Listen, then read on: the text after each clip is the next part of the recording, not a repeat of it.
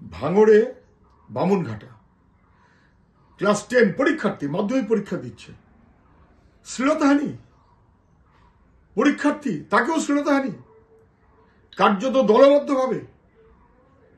অভিযুক্ত তৃণমূলের নেতারা, শেষমেশ পঞ্চায়েতের এক সদস্য গ্রেপ্তার, এবং তাতে তৃণমূলের বড় নেতাদের উষ্মা হয়েছে। কেন গ্রেপ্তার করা হবে? বেশ করেছে। ভাঙড় বামুনঘাটে এখন কিন্তু কলকাতা পুলিশ। মুখ্যমন্ত্রীকে মনে করিয়ে দিই, রাজ্য পুলিশ তো পারছিল না, কলকাতা পুলিশ দারুণ। কলকাতা পুলিশের এলাকার মধ্যে আসার পরে ভাঙড়ে অপরাধ বেড়েছে, কমেনি। মাধ্যমিক পরীক্ষার্থী পর্যন্ত তার শ্লীলতাহানি হচ্ছে, তৃণমূল অভিযুক্ত এবং গ্রেপ্তার। কলকাতা প্রপার, সেখানে বান্ধবীকে ডেকে বিশেষ দিন, অতএব বান্ধবীকে ডাকা হলো এবং তারপর ধর্ষণ দল বেঁধে একেবারে কলকাতায়। দুজন গ্রেপ্তার হয়েছে, এটা বড় কথা নয়, কিন্তু কেন এই ধরনের ঘটনা রোজ বাড়ছে এবং কেন এই ধরনের ঘটনা কার্যত সংক্রামকের মতন, আমি শব্দটা জেনে বুঝে বলছি, সংক্রামকের মতন কেন এটা হচ্ছে? সরকার এবং শাসক বাহিনী, প্রশাসন, তারা দেখবে না খতিয়ে? কারণ কোনো নিরাপত্তা থাকবে না? মেয়েরা কি শুধুমাত্র পণ্য? এ হয় কখনো? মহিলাদের উপরে, নারী সমাজের উপরে, বিশেষ করে কম বয়স ছাত্রী,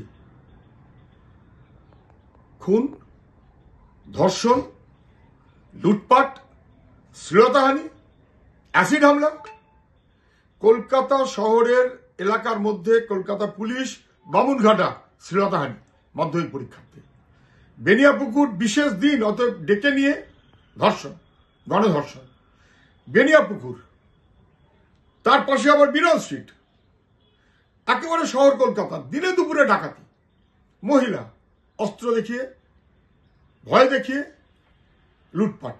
বারুইপুর অ্যাসিড হামলা এবং অ্যাসিড, ভয় দেখিয়ে অ্যাসিড আক্রমণ করে ধর্ষণের পর ধর্ষণ এবং তারপরে ছবি তুলে ব্ল্যাকমেইল।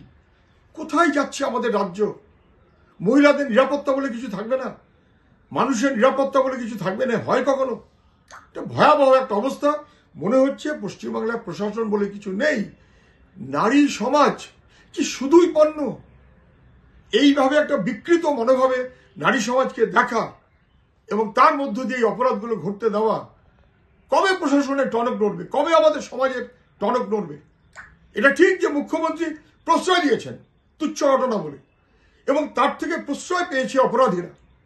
কবে এর বদল হবে? এই উত্তর তো মুখ্যমন্ত্রীকে দিতে হবে, তিনি মহিলা মুখ্যমন্ত্রী।